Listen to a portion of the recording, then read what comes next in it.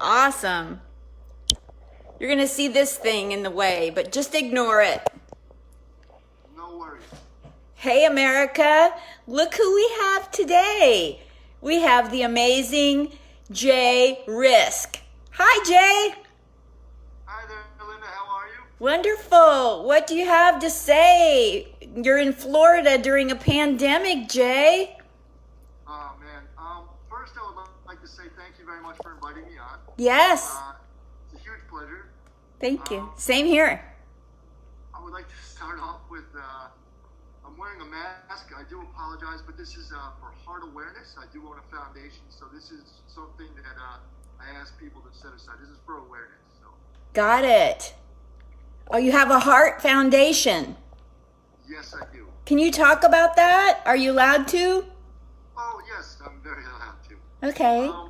I'm the president of the International Foundation. It's for a heart disease, a specific type, called the Tetralogy of Fallot Foundation. And we've been at it now I've been at it now almost 40 years inside the medical business and the industry. Wow. I've been speaking since I was about 4.5, 5 years old. Is when I started. I was giving speeches in front of 300 people at the Sheraton Ballroom as the poster child for Deborah and Heart and Lung Center. Wow. So it took a long time. I finally developed my own foundation, and we go around and we help people with the congenital heart condition that I actually have. Has put me in this position today. Wonderful. So you have a heart condition that's congenital, which means you were born with it. Is that correct? That is correct. And you have multiple health concerns through the 11 years I've been on Facebook. You want to speak about the things that it has brought to your life? Yes. The health concerns that I have, when I speak, please don't let anybody think like, oh, this guy's sitting here complaining about what's happening to him. That's not me. I am the mouthpiece for others. Yes. So I want people to understand that. So when I speak, yes, I am worried about me, but I have to be the voice for these mothers. There's single mothers out there. There's single fathers out there. There's families that have babies out there. This is congenital, so I'm the mouthpiece. So Wow. yes, so I'm in a position where I have to look at my health, and it really feels through this pandemic sometimes. Every move I make, I feel like I'm defusing a bomb. Yes. In my throat, I'm washing everything. It's a little bit scary. Yes. You're very at risk with this congenital heart scenario. Very, yes. And that's no play on your last name. No. None. My goodness. So the steps they're telling everybody to take are the ones you're taking, but because of your congenital heart scenario and others like you who you're a voice for, do people who have this congenital heart scenario have to do extra steps? Very, very much so. I am in the middle of many groups, hospital organizations, and governing bodies that go back and forth, and we all speak. Mm-hmm. And mothers are absolutely terrified. The families, they're washing everything every 3 seconds. Some of them are washing their hands so much there's not much skin left. They're actually getting like chemical burns from washing so much. These people are very, very, they're really scary. People, I think, haven't really picked up on that. Yes. Nobody's paying attention to those at risk, really. We get a lot of media coverage about the people in senior homes, but all the different groups of people who are at high risk, there's not a lot being said how it's affecting and impacting their daily lives. Correct. And that it's an issue, but at the same time, I understand, because we do make up only a certain portion of the population. With just my condition, there are 1.6 million Americans that have it. But the issue is that's only one part of 35 sets of heart disease and then you multiply that by other things because there are people with diabetes, and it compounds itself. And I understand it's only a small part of the population, but you must realize we're an important part of this population.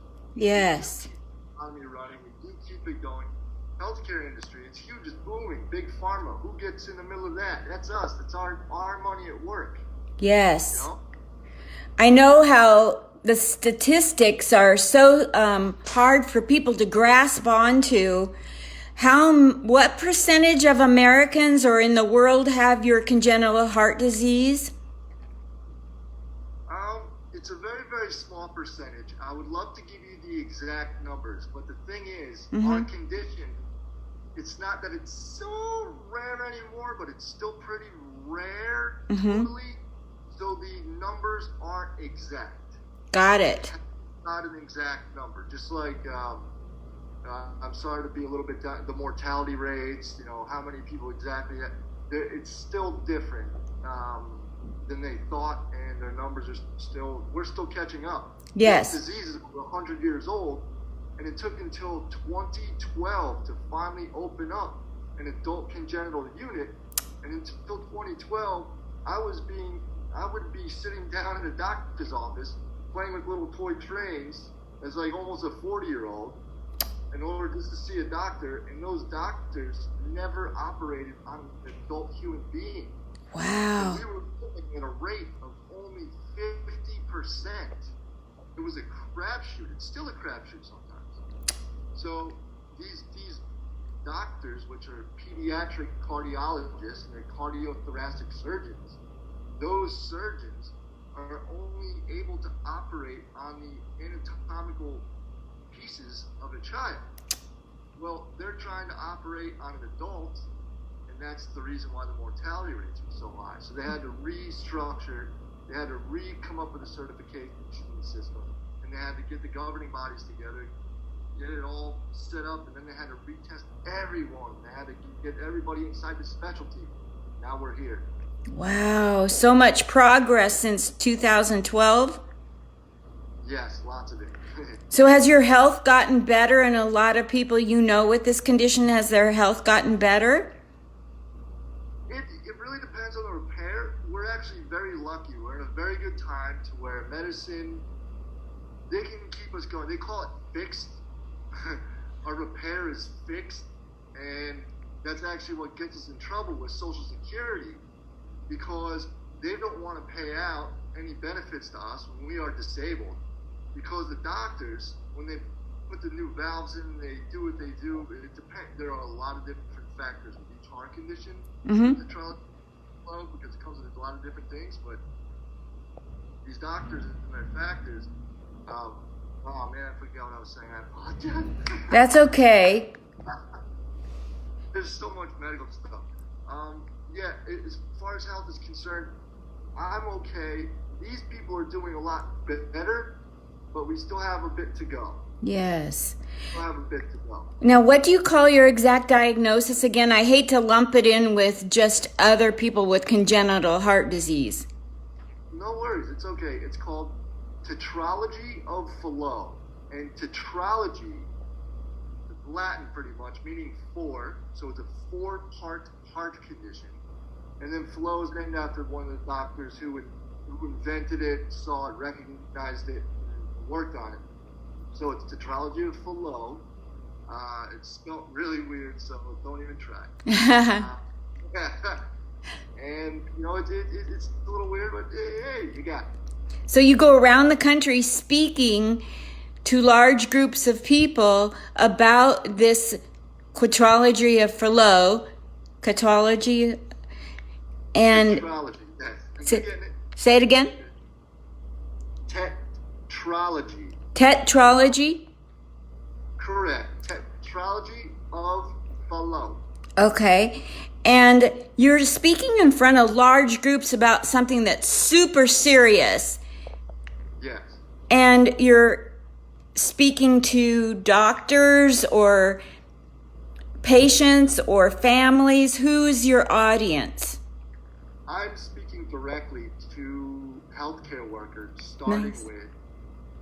doctors in the field, such as cardiothoracic surgery, and with those, you have the pediatric, and again, the adult congenital, cardiothoracic surgeons. Then you have the cardiologists. They're the nurse practitioners. These are all accredited. They're for CPD and CPE credits. I also hold an honorary doctorate in adult congenital cardiology. I'm published in over 12 indexed medical journals. Wow. It's a lot. It's just a whole bunch of research, and I speak directly to the doctors. At times, it's not very comfortable, not because I'm nervous, as you know. They don't like what I say sometimes because it's the truth, and they know they must change some policy, and they've done it. And at the end, they shake my hand, they tell me, thank you very much, you're right. It's just, it hurts ripping off that Band-Aid.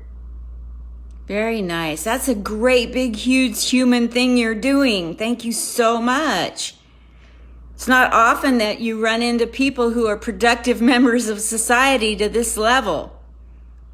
Nah, don't worry about it. I'm just trying to help, and it's taken us on a journey, and with that, I've moderated 2 medically accredited international cardiology conferences on clinical and experimental cardiology, and I actually spoke at 3 international cardiology conferences on the same subject, and I spoke on tetralogy of flow, and my paper is published under the long-term effects in the congenital gap, and I'm revising the new research that's coming out now, and it speaks up about this gap that we have in the medical system. Now again, we're immunocompromised, we don't have much, these doctors don't know how to operate on us, and we never had the ACHA, the adult congenital units. So therefore, once we build it, who's going to be these guys? So we have to get guys on this side and guys on this side, and there needs to be a gap bridge. And the medical gap, they can do that medicine-wise, but what happens to the patients? What happens to the medical system with the insurance? A whole bunch of different mitigating factors. But I have to look at that, break it down, and then sort of learn how to communicate to both sides. I take heat, but that's what I do. I professionally take heat so that they don't have to, so that things get done. Wow. That sounds bad. I keep doing it because it also, yes, it does affect me. It helps me out greatly, but I'm doing this for the good of everyone. Yes. Oh, this makes so much sense. I used to watch Ed Sullivan in the 50s and 60s, and they used to have a juggler that would juggle plates in the air, and I think that you have replaced that. Well, thank you. It does feel like juggling a lot because you have to keep many different things in mind.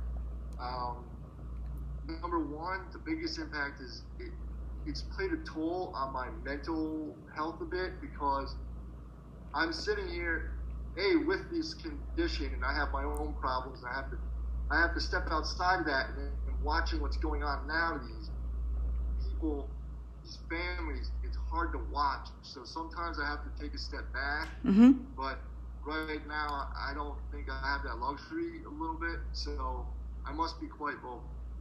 You must be what? Quite vocal. Yes. So this, what I do with veterans in comedy is I've been thrown out of VA hospitals because they didn't want to trigger a veteran by making them laugh. They were afraid. So I struggle with a similar scenario with red tape, trying to bring comedy healing to veterans in a red tape scenario. And so, I'm a patient at the VA with brain injury and depression and PTSD. And so I, like you, am a patient of a place that I'm trying to affect change in. Well, number one, thank you for your service. Thank you. Number two, I couldn't imagine it. That's really, really hard. Mm-hmm. I have a little bit of an understanding of the red tape as far as you say, but I couldn't imagine being a veteran, being in that position, and you all are heroes. Thank you. All.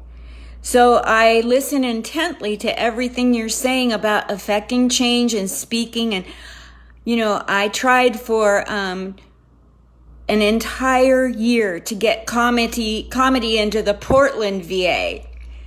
And it wasn't until it was National Suicide Prevention Month, I went in there like Columbo and I said, so one more question. Let me get this straight. So it's National Suicide Prevention Month. And they said, yeah. And I said, and you don't think maybe one joke, one place in this entire campus could maybe prevent one veteran from killing themselves? And that's when they let me do comedy. But soon thereafter, they said, nobody wants your comedy. And that's not true at all. People want it. People need it. They don't want it. So I'm up against a battle at a lot of VAs I go to. Yeah, see, that's a tough position because I don't know the exact medical reasons for it could trigger a veteran, which is, you know, that's to me that really there's the medical reasons. Other than that, I cannot see the reason to not have laughter. They do say laughter is the best medicine, but thank you. Study after study after study, positivity. That's why they say they have certain types of healthcare workers that go, in hospitals, yes, room to room, and get you in a positive mental state. Yes. And you are an extension of that while also being a veteran. Yes. So to me, that I don't know how that makes sense. Other than if there's a good medical reason, fine. Yeah. But I can't see it. I mean, when we go around, I bring comics sometimes to hospitals, and we get toys donated. And so we go to the hospitals, and they usually have a handler, and they bring us around. Like, all right, clown, go in there and make fun of the people, but we don't. And we go in, get the kids' toys, and you know what the weird thing is, which I love now? I love it because of technology. You go in, these hospital rooms have, Nintendo and Game Boy Switch and Wii and all that stuff. So the kids are usually okay. I mean, it is a little bit of pain. They know where they are. It's not, but they're usually all right. It's the parents who are usually white-knuckled to the side of the bed, and they're all scared. And usually those are the people that I have to talk to the most. Yes. So the comics are usually there talking to the kids, so I'm talking to the parents. So it's one of those things. Wow. So I wanted to ask you about you doing comedy while you're speaking to doctors or punching up your material to keep them interested, if that works, and to what degree it works during or after when you're talking to them, or if that works against you looking credible to them. How do I put this? Through so many years, again, I started 5 years old, Sheridan Ballroom in front of 300 people. Now poster child tours, Make-A-Wish Foundation, there's a ton. I've learned over the years through public speaking what would be good, what would be bad, how to read a room, and I don't go up there and do a set, but what I do have in my back pocket is I have stats, and then what I do is I give them just enough rope to kind of proverbial hang themselves with, and then I pull out the laughter joke that gets them like, hey, this is the answer, and it's a factual truth because y'all peer reviewed it. Funny now?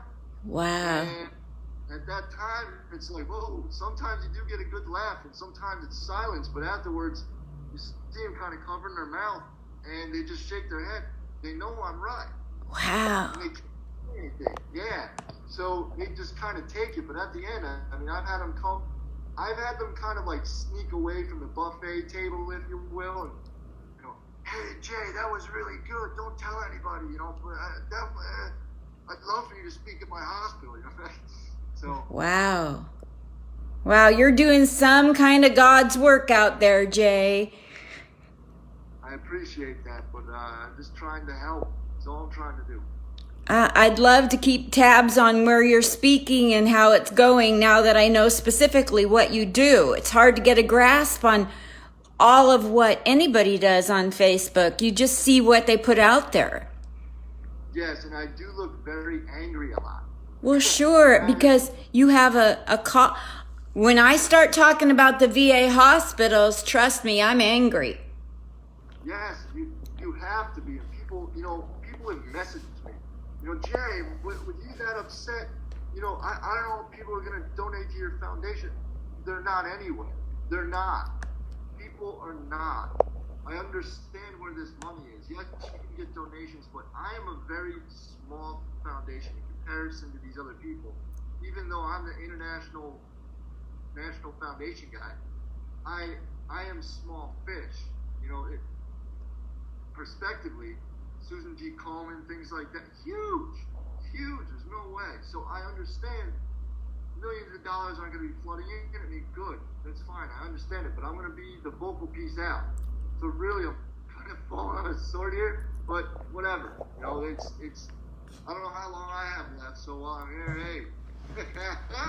How is your prognosis, Jay? I don't know. I was told many times I wasn't supposed to be a teenager. I made it past that. Then they said, good luck with 20. Made it past that. They said, well, if you're 30, good luck. Now they're saying try to make it to 40, and that's in July. Wow. Jeez Louise. So you have probably very little trouble being thankful for every day. Correct. Yes. I wake up every day, and the first thing I do is I take a deep breath. And I'm like, oh my God, I'm here. Okay. I've had 4 blood clots, and I have factor V Leiden, and they say that it's rare. And hold on a second, I punched a button with my elbow. So I said, oh, really? And they said, yes, it's only 0.05. Well, that's 1 in 20. Like 5% of the population have it. That means if there's 100 people in a room, 5 of them could drop dead of a blood clot at any point. Is that really rare? I challenge what rare is. That is where I am at. I understand science is peer reviewed. Science does have a bunch of governing bodies, a bunch of red tape, as you know. But I also do know how science is flawed. I watched somebody specifically with catheters do a test in Boca Raton on these materials that were hydrophobically coated nanofiber textile. That's exactly what the test was on, I believe. And it was a little bit less than conditions that you shouldn't be doing science under, just to see. Mm-hmm. And it was, the paper went through, and it was peer reviewed, and it science. So to me, that was the first time it really got confirmed. But I watched growing up where science lacked, and I actually developed a number of things with doctors, plans, all the way down to software for watches, things like that. The watch itself, we're on our 14th prototype right now. I've watched all this go down. Science isn't, you're exactly right. Science is there to review the truth of this, but this is not exactly always truthful. See what I'm saying? Yes, absolutely. And the America won't tell people that 1 in every 20 could drop dead of a blood clot because they don't want them going and doing over-the-counter blood thinning. So, like when people go fly on planes, they don't know if there are those people that could drop dead of a blood clot or heart attack or stroke. And when people die, they don't check if it was because of a blood clot. They just say they died of a heart attack or a stroke, which could have been that they did not diagnose factor V Leiden, but no one cares. So, yeah, I went through. So let me ask you, you're turning 40. Happy birthday early in July, right? Yes. Now, what's are you the oldest living survivor of your, and I forgot the name, flow. Tetralogy of flow. It took me years. Do not worry about it. As far as being the oldest patient, it looks like on paper I am the oldest MAPCAS patient with blah, blah. There's a whole bunch of technical terms I could tell you about. You guys could go to sleep. With what I have, yes, I'm the oldest person with that. But there are people with just a straight 4-part condition with tetralogy of flow that are older than me. I have it severe. I have the 4-part condition. Plus, I have pulmonary issues, right, where this affects us, this COVID. I have what's called pulmonary stenosis, where the arteries stenose, which means they tighten already. So imagine arteries that are like this, and your heart's having regurgitating valves, and it can't exactly pump as hard because the injection fracture is off. Well, now you add COVID to that, and it's even thinner. And the scariest part of this is the ethical dilemmas that medicine has now, because we're so high risk, right? These hospitals, some of them are filled, some of them aren't. So there are going to be naysayers out there. They don't know. There are hospitals out there that are quite full, right? That people go in there. I know people that have heart attacks that weren't even admitted to hospitals. They just let them die because the hospitals are full. So people like us, we don't get resuscitation. They just let us go. Sometimes, we don't know the numbers, but they don't even let us go to the hospital. They tell us we're safer at home. So we're not being seen by the doctors. We're just kind of being phoned in. And God forbid something happens to us and there's a ventilator. Well, it's between us and them. We're automatically out. So, oh my God. Well, it makes me feel like there's zero safety net. I might as well be taking vitamins and, I don't know, just go, this will work, Yes, you might as well go buy vitamin or Vegemin. Exactly. How does your comedy help you get through life and through your prognosis? It saved my life, number one. I grew up in the hospital beds. As you know, they have that TV that used to swing down in front of you. So I used to watch the old 80s in the evening at the Improv with Bud Friedman, Caroline's Comedy Hour, Saturday Night Live, all that. And it literally saved my life because growing up, I had 3 open heart surgeries by the time I was 9. Jeez. Yeah, I had like 15, 20 catheterizations, 15 electrophysiology. I mean, just a hospital mess. But comedy always kept me there. So I developed a show, which I'm going to put out, and this is the first time. It's called Living to be Funny.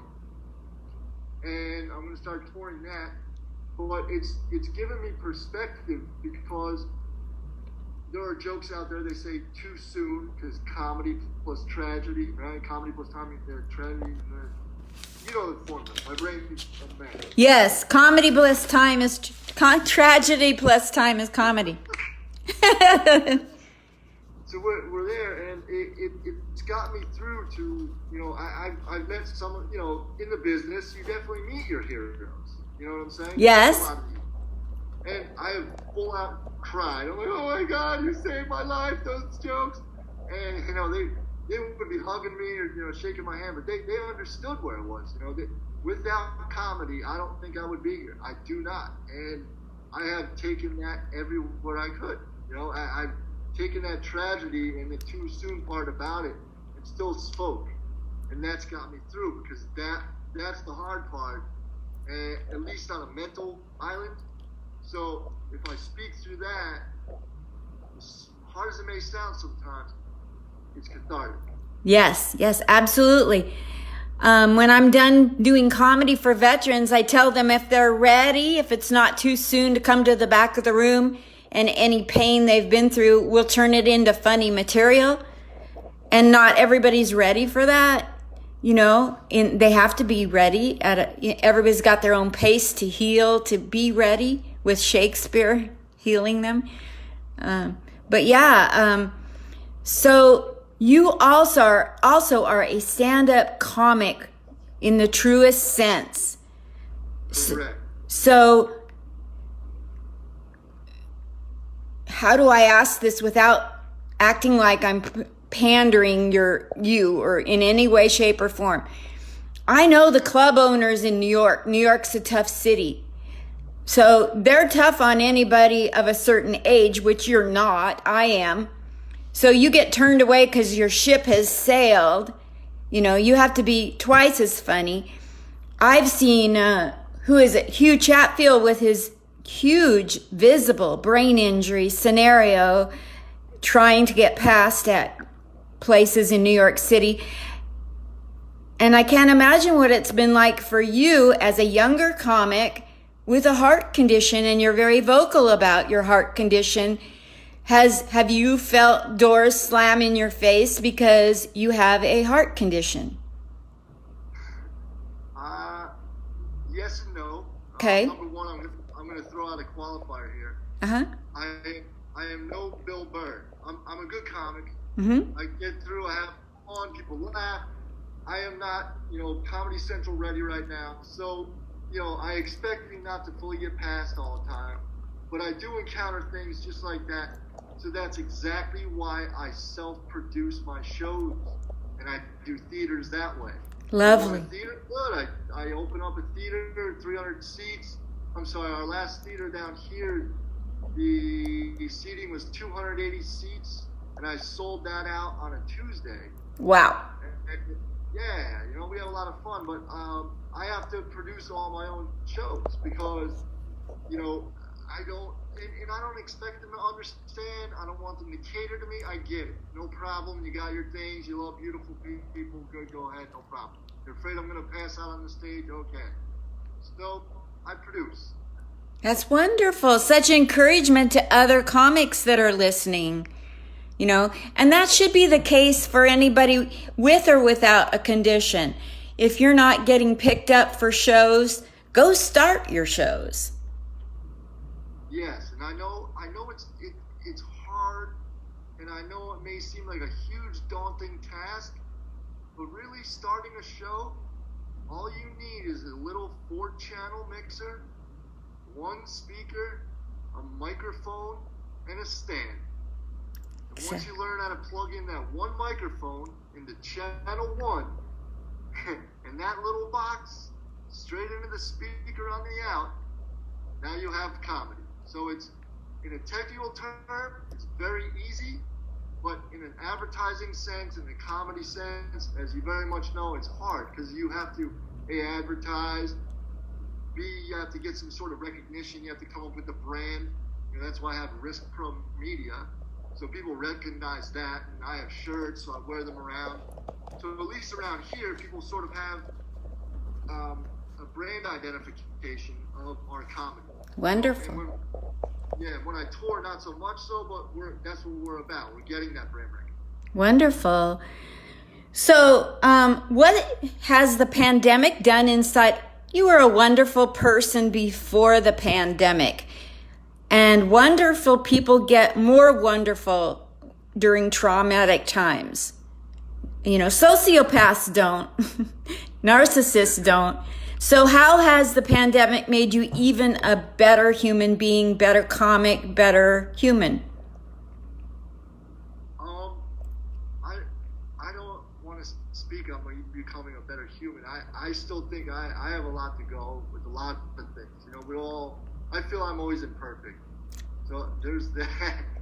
But as far as learning something, this has really taught me.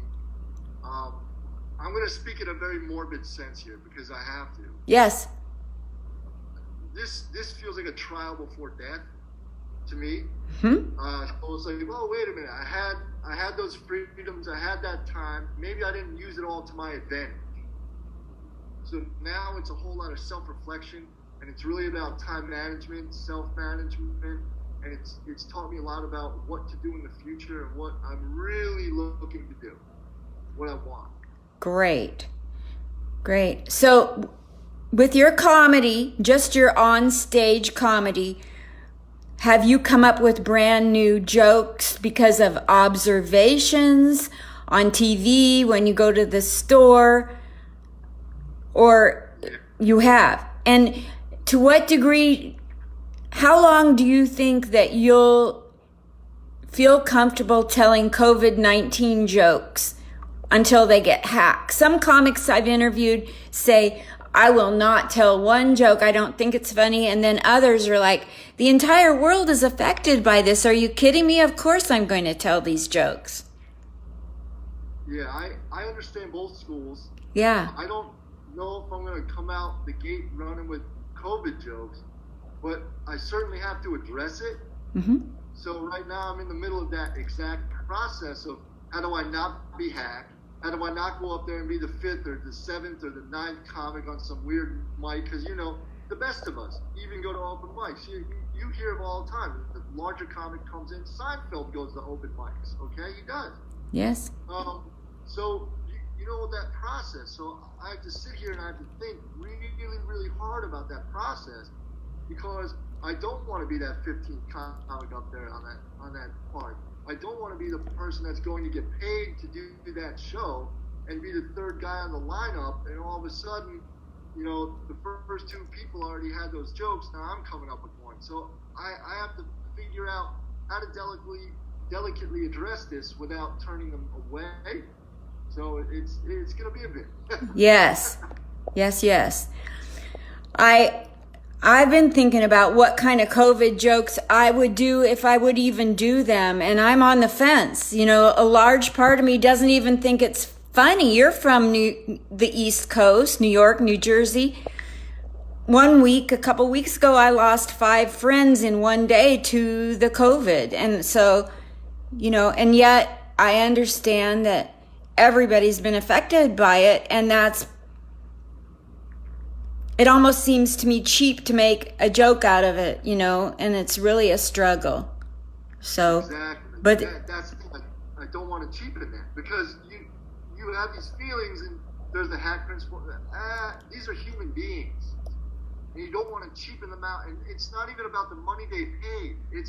You don't want to cheapen them out as a human being in their mental state and in what exactly happened and how it affected them directly. So you don't want to cheapen that. You know, there are some people that this affects far more greatly than me. yes. Far. But who am I to cheapen that? At the same time, I have an obligation to speak about this. So I'm not going to give a 2-minute bit on this. But I might come up with one really good one-liner. Something, just pop it in and then go. That's what I'm thinking. One-liner. Yep. Like something really powerful there to just go. And I'm not trying to throw my comedy out there, but it's a simple joke I have. Like, to me, fantasy football was a Sunday my father wouldn't beat me. wow. But that's not, my dad never hit me. But that, you know what I'm saying? Right. It's mental thing. So I have to one-line it to where, you know, the COVID, the heart problem, it's a very rough process. Yes. Very rough. You know how jokes work. Your jokes were on the Tonight Show, the Late Show, right? David Letterman took 2 of my jokes. Thank you. Bravo. Thank you. You're awesome, my eyes. You've always been. Thank you. Well, so we're kind of wrapping up to the end of this time that you've been so gracious to give me. And I've learned so much, and I've connected with you on a human level and a comedy level. And I'm sure everyone listening will love this interview. But let's just play a game here for fun. Let's say all of a sudden the world cleared up and you had $1 million to go anywhere in the world and make anybody laugh. Where would you go? Where would I go? First. Oh, man. I would probably go to a country where people with my condition have a lot less access to health care and resources. And I would go there, and I would go speak, and then I would go do some comedy. I would speak on a level with the doctors in a medical sterilized setting, but then I would go do comedy there to maybe stir up the morale of the people that, you know, the families and all that are going through this. It's amazing. I want to post your nonprofit? Yeah, that's fine. And what is the exact name of your nonprofit? Is it Risk Pro Media? Well, I have a website that they can go to. It makes it very easy, and you don't even have to type in the name of the condition for it. Okay, good. It's on you. It's survive is the first word to the URL. Now, you know the condition is called tetralogy of flow, right? Yes. We're going to shorten that to TON, tetralogy of flow. So it's survive, TOF.org. Survive Tom Oscar Frank. Correct. .org. Yep. Wonderful. So where do you want, back to the comedy, back to the, leaving aside your nonprofit, where on the internet do you want people to follow your comedy? Well, right now I'm working on charitycomedy.com again. I'm working on new stuff on our website, riskpromedia.com. But somebody through this whole melee there with them, right? I had accidentally let my name lapse on the internet. JRisk. Yes. Uh-huh. Well, I guess it accrued in value, and now it costs just under $3,000 to get my name back. Oh my goodness sakes! Wow. I'll make another website for $20, and if I got, I'll work it out. They can have my name. Have fun with it. Wow. So it's survivetof.org, charitycomedy.com, did you say? Yes, I believe that's going up, or it's being messed with now. It might look like a mess. I don't know. I'll just put under construction.